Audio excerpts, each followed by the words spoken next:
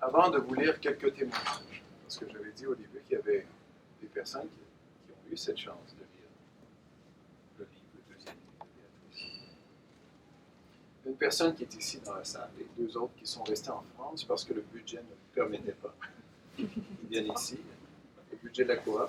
D'ailleurs, je tiens à remercier Carl et sa formidable équipe de la coop d'HEC Montréal de nous recevoir d'aussi belle façon, ici même, ce soir, pour le lancement du livre de Béatrice. C'est très apprécié. Merci, merci, merci. Nous avons 3 témoignages.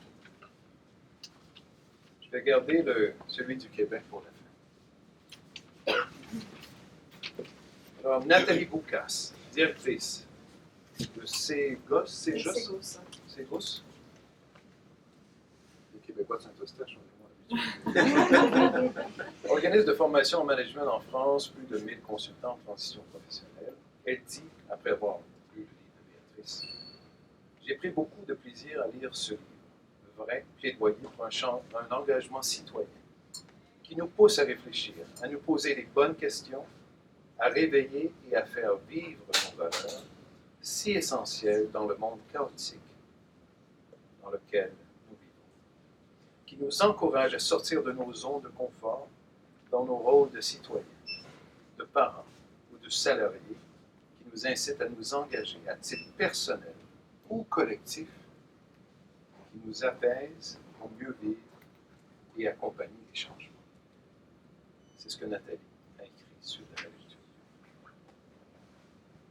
Olivier Zara, consultant en management et en réseaux sociaux, auteur de plusieurs ouvrages en management et personal branding. C'est très français, ça, personal. Il dit « Une belle plume, un discours énergisant, une ambition humaniste à consommer sans modération. »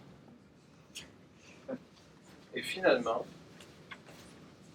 le dernier discours, puis je suis absolument touché de le lire parce que je connais le témoignage de la personne qui a écrit ce témoignage, elle est devant nous, c'est Francine, qui a été un peu la maman de Béatrice, depuis une grande amie de Béatrice qui l'a appuyée totalement. On rencontre parfois sur notre chemin, lorsqu'on prend cette décision, lorsqu'on ose de changer de pays, de marcher un autre chemin, que ce soit à Assise, que ce soit au Québec, que ce soit partout, on rencontre d'autres personnes, des êtres humains, qui nous ouvrent leur cœur. Il y a des grandes rencontres comme ça. Ce fut le cas entre Béatrice et Francine. Francine, elle dit « Devenez un acteur de changement m'a fait pleurer sur l'ignorance de mes 18 ans. Comme j'aurais aimé l'avoir lu à ce moment, pour m'éclairer, me guider, me valoriser, me conscientiser sur la valeur de la vie, sur l'importance de faire ses choix, de les assumer et de les accomplir avec amour, dignité et intégrité. C'est mon livre de chevet. Tous les jours, j'ouvre une page, n'importe laquelle.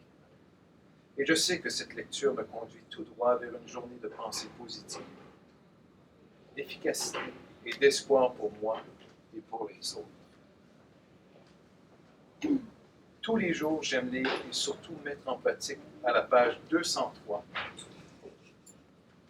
dans le bas du dernier paragraphe.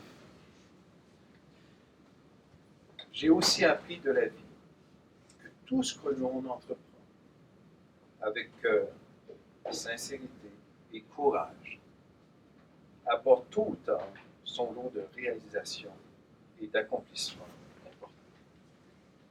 Merci Béatrice, 1000 fois merci.